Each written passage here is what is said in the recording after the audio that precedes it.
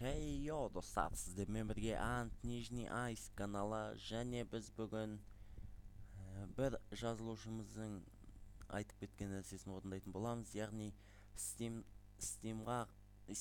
қалай басады және оған қалай регистрация жасайды деген болатын. Яғни Steam'ді қалай басамыз деген етін. Яғни Steam'ді сіздер осы сайттан баса аласыздар. Яғни бұл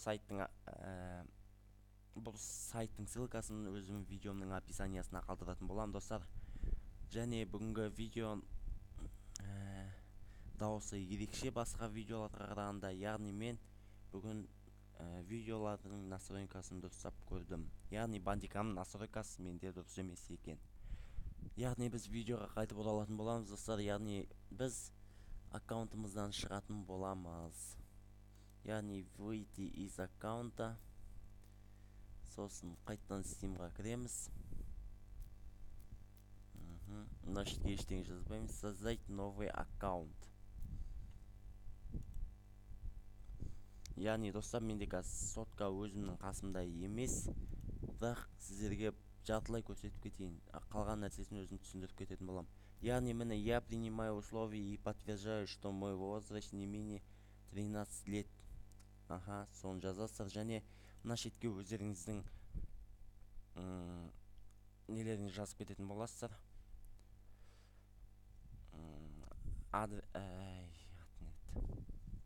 Email адрестеріңіз. Яғни мен ашайын, бір нәрсе жаза салайын. Example 123 @gmail.com деп жазасыздар достар. Яғни собачка ол shift пен 2-ні басасыздар ағылшын тілінде тұрған кезде. Сосын gmail.com. Яғни мына шетке де соң қайттан жазатын боласыздар достар. Копировать, мені вставить мені. Сосын Қазақстан, сосын мына шетке пут бір бәле.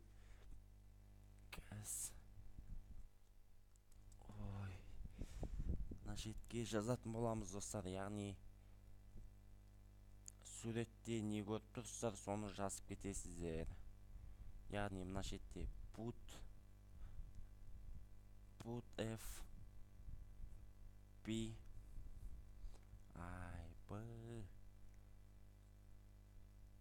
f5. Не f5-те тұрады процент. Білмейтіндер осы айтып кетейін. Яғни біз ешіп жазамыз. Және example. Подтвердите example режимаш дейді. Яғни сіздердің соткаларыңызда осы аккаунт болса, сол соткаңызға сообщение келетін болады. Яғни Gmailға кіресіздер және сол жерде осы Steam деген неден сообщение келетін болады. Яғни сол неге кіріп создать аккаунт деген бір батырма тұрады, соны басасыздар соткаларыңыздан. Және ол сайтқа кірген кезде мынау бірден жоқ болып кетіп, арғарай жалғастырасыздар. Және арғарай мен бағана істеп көрген едім, бірақ қазір соткам өзімен қасымда емес. Яғни сіздер ар жағында өздеріңізге ат құрастырасыздар және пароль құрастыратын боласыздар. Яғни қандай ат доступны соны көрсетеді, және сіздер жазып болғаннан кейін, яғни барынша жақсы ат таңдауларыңызға тілектеспін. Ары қарай мен бұны істемей ақ қояйын. Сосын завершить регистрацию деген бар, сондай закончить партию, сондай бір не бар, кнопка бар. Яғни содан кейін біз мына шетке өзіміздің аккаунтымыз жазатын боламыз достар. Яғни біз өзім бұрынғы аккаунтым жазайын. Ant Nижний Айс. Және парольді жазамыз.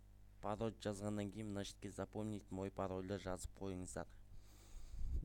Және парольді енгіземіз.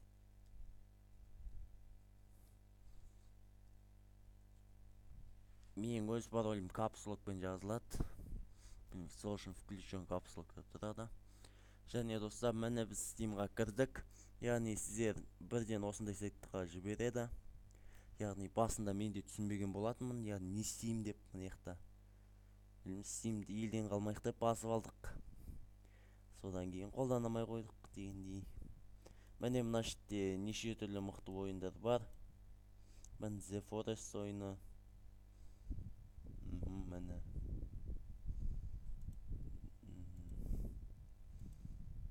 Тағы да қандай ойын? CSGO. Яғни бұл шетте ойындар сатылады. Мысалы, мынау ойынды 2600-ға, Rocket League онлайн игра. Мықты ойын. Менің ноутбугымда бар, бірақ ол пиратка. Яғни GTA 5 ойыны 7100 теңге сатып алам деген адамға. Ал оны сатып алғыңыз келмесе, менің алдыңғы видеоларымнан сайттарды көре аласыздар, және сол шеттегі сайттардың біреуінен 200 рубльға, яғни 1000 теңгеге алсаңыздар болады. Және біз, яғни мынаяқтан бесплатный ойындарды іздеп көрсеңіздер болады, яғни игры. Міне бесплатный игры болу керек, я.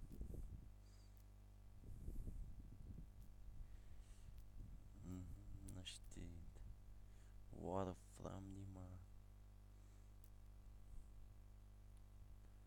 Яғни мен осы шеттен бесплатный ойындар болады. Олар дегер алғыларыңыз келсе алыңыздар. Содан кейін сіздер типа Steam'нан ойын сатып алдым дегенде достарыңызға мақтану үшін бітсеңіздер болады. Добавить игру, добавить странную игру. Яғни өздеріңіз Steam'нан кіріп отыра аласыз. Steam'нан дегенде типа сөйт кірсеңіздер болады. Яғни мені FIFA 2017 ойыны, бірақ мына шетте не связанный о Steam мод или ярлык дейді. Яғни бұл туралы Steam ештеңе айтпайды. Жай ғана для запуска FIFA 2017 нажмите кнопку играть. Яғни мен бұл шеттен жоққа жібере салам оны. Яғни мені біз мына шетке сатып алған және ключі енгізілген ойындар тұрады. Яғни бұлар удалить етілмейді, по-моему. Изменить категорию. Удалить етілмейді. Жай ғана бұны скачать етіп, қайтадан удалить етсеңіздер де ештеңе болмайды. Яғни мен алдында байқамай полный ойындарымды удалить етіп жіберген етінмін, бірақ оларды қайтадан бастым. Мен достар, осылай Steam оңай негізі запустить ету бәрі. Яғни мен әдеттегідей өзімнің YouTube каналыма кіріп кететін боламын. Енді әдет болып қалды. Мой канал. Яғни достар, бір подписчик қосылды. Рахмет бауырыма қосылғанына. Мә достар, прикинь, бағана бірнеше минут бұрын қараған кезімде 3 просмотр етін. Бірнеше уақыт бұрын 12 просмотр болыпты, бірақ сонда да достар бұл аз. Өте аз достар. Менің алдыңғы видеоларымда 56-57 просмотр жиналған етін достар. Жарайды, ең нормальный бір 48, примерно 30-ның үстінде болу керек қой достар. Сонда мен смело видео шығара беремін ғой достар. Смело видео дегендей. Яғни мен достар, мен көрсеткіштерім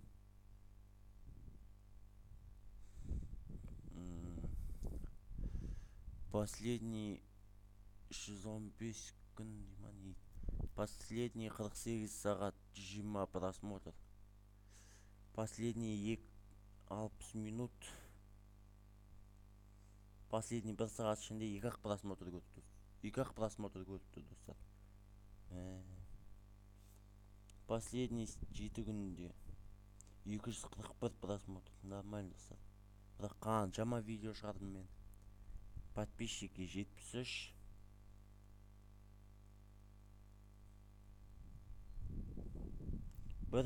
Бір минут 11 секунд. Среднее количество минут просмотра. Некем түсінбедім, бірақ сонда да. Достар, менің видеоларым бәрі. Мынау енді 2 видео маған қатысы жоқ. Біреу прикол, екіншісі типа үйренгісі келетін адамдарға деп көрсеткенім ғой. Және бізде ары қарай баяғы ескі видеоларды есіме түсіріп кетейін. Соткадан GTA Vice City ойынын ойнаған кезім, яғни секреттері. Оны мен өзім жан досым, яғни Рамазан деген баламен бірге түсірген болатынмын. Оның дауысы осы видеода. Және менің гитара тарта алатыным жайлы видеом, яғни гитарамен мен бір өлеңді екі түрлі тартып көрген болатынмын. Яғни біріншісі колхоз байский. Бұны удалить етіп тастау керек еді негізі, бірақ сонда тұра берсінші деп жатыр. Үстімізде майка, үйіміздің есік алдында. Екіншісі мынау вообще тамағым ауырып тұр өзім. Сонда да өтеді үйтіп бүйтіп. Даусым бұл кезде вообще жаман еді ғой достар. Тамағым ауырып дегенмен. Сосын мынау Асқат атты бауырыммен бірге видео түсірген болатын, яғни часть 1 дедік, бірақ ары қарай жалғасы түспеді. Ерігіп отырып түсірдік, ютубқа сала салдық. 25 просмотр жинады достар. Және бізде 4 ключки, ол миссия. Яғни GTA Vice City'да миссия орындаған болатынмын. Ол 37 просмотр жинады. Қазір келесі видео бұзылмайтын көлік, яғни бұндай нәрсе неде бар.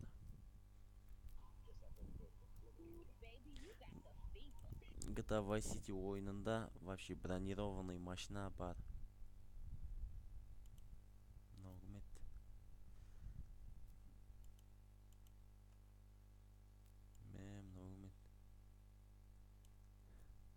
Foxy Battle есімде жоқ достар.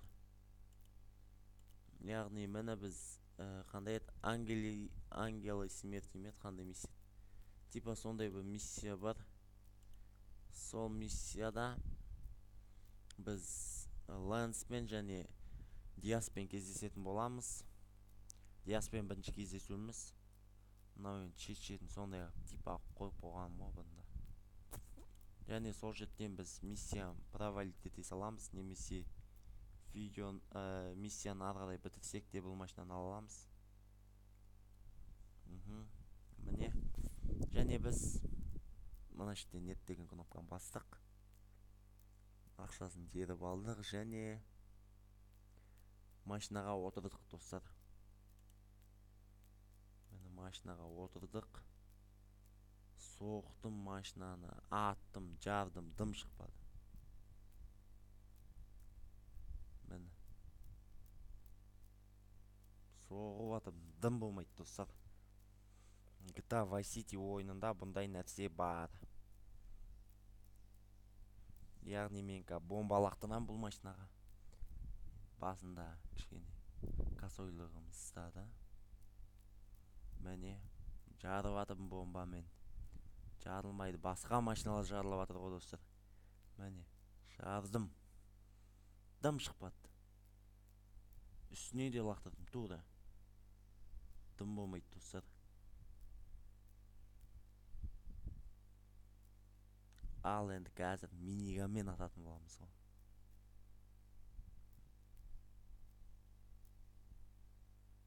Міне миниганмен де аттым, дым болмайды. Тиіп атыр ғой, жарылмайды бірақ машина. Смело лайк бол бұндай видеоларға достар.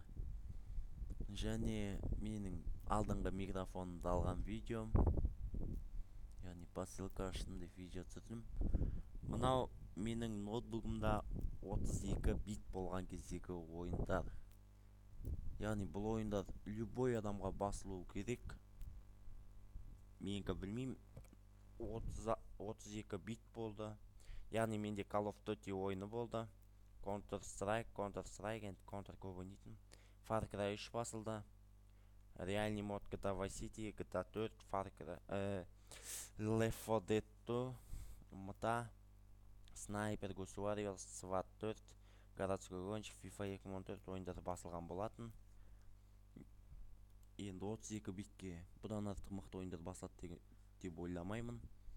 Және бізде мынау жақында түсірген видеомыз, яғни біздің новый ойындарымыз. Бұл шеттегі ойындарға көп ойын қосылды. Оны білесіздер енді. Міне біздегі ойындар: 1 ойын, 2 ойын, 3 ойын, 3 ойын және 4 ойын. 5-еу мынау обновление кетті. 5-еу. 6-ау. Жоқ. 6-шы ойын қосылмады. 6 ойын, 7 ойын. 7 ойын қосылды достар. Плюс 7 ойын. Сосын мынау вообще қызық видео достар. 1255 рубльдің ойынын 49 рубльға алу деген шок нәрсе ғой.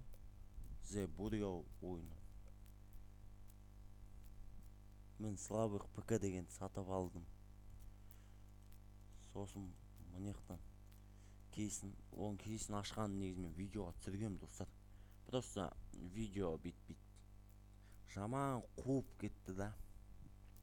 Нервтанып жаңа видео түсірген болатын. Мынау білмеймін, өзіме ең қызық видеоға ноутбук шашу деген ол. Анау адам қолынан келмейтін нәрсе ғой. Қалай шашу керек екен деп осы видеодан көрсеңіздер болады достар. Мен смело шашып жатырмын. Смело лайк бассаңдаршы достар. Мен қорқу деген нәрсе жоқ. Сіздер де қорықпай лайк басыңыздар. Мен платаның бәрін ашып жатырмын. Мен мынау материнский плата. Мынау несін шештім. Май тамыздым бұған.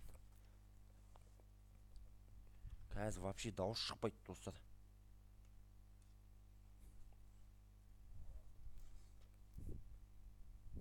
Ноутбук шашып тағы да видео түсіріп, тема басын қалай осырам десеңдер, смело түсіре беремін достар. Ол мен үшін проблема емес, ашып шашу деген.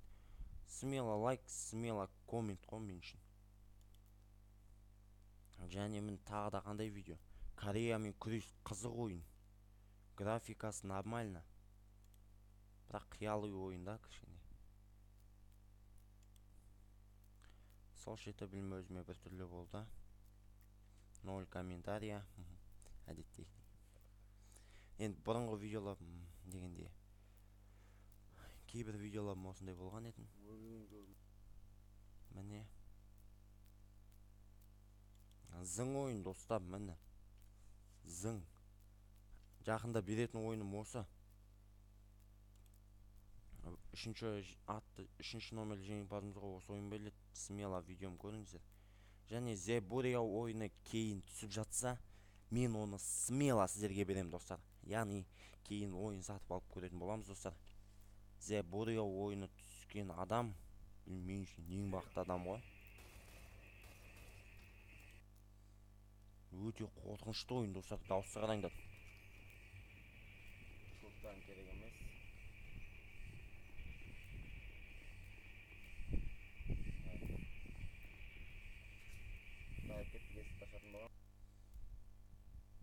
Мына шеті вообще қорқынышты достар. Міне, сөйлесіп тұрдық. Бір кезде мынау біз затты қарадық. Не аваттың деп өзімізше қарап тұрдық. Төбелесейін деп атсақ, анау тұрды да зомбиға айнала бастады. Яғни міне, бұл зомбиға айналып бара жатты. Және біз атып оны өлтіріп салдық. Ең қызық шет арқадай бит сөйлесіп, сөйтіп сұрақ қойып тұрады екенсің. Ойында осындай нәрсе бар екен, сұрақ қойып 2 сағат. Бірақ бұл ойында қызық достар. Қызық GTA 5-тен кем түспейтін ойын ғой. Шіле GTA 5 деп қойып. Бірақ графика зың. Сосын Bandicam приложениесіне регистрация қалай жасау керек екені. Ол да видео қызық. Топовый конкурс болады енді айтып қойдым. Достар, сол үшін каналдағы видеолардың бәріне смело лайк басыңыздар, коммент жазыңыздар достар. Оңай нәрсе ғой сіздердікі достар. Лайк, коммент. Тегін лайк, тегін комментария. Лайк басқан бүкіл адамға мен өз басым лайк басып шығам. Міне лайк басып атым әр комментариясына. Міне мысалы Steam ойындары ойналмай жатыр ма? Бұл видео енді жаңадан кірген адамдарға керек болады. Яғни Steam'нан кейін мен жіберген ойынды ойнай алмай жатсаңыздар, осылай ойнасаңыздар болады. Яғни осы видеоны көріңіздер. каналға лайк басып достар, каналдағы видеоларға лайк басып комментарий жазуды ұмытпаңыздар. Және подписаться деген қызыл кнопканы басып, яғни қазір көрсетіп кетейін. Өзінше ақылдымын.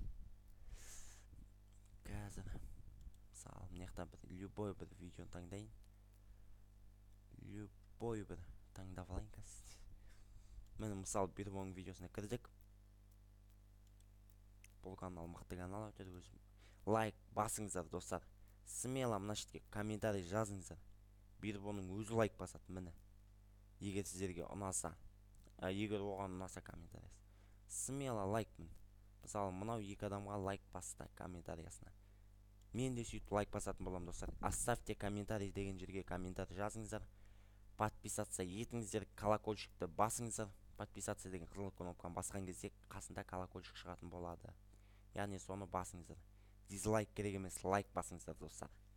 Және егер қаласаңыздар поделиться етсеңіздер де болады. Яғни мен ондай адамдарға үлкен алғысымды айтатын боламын. Давайте достар.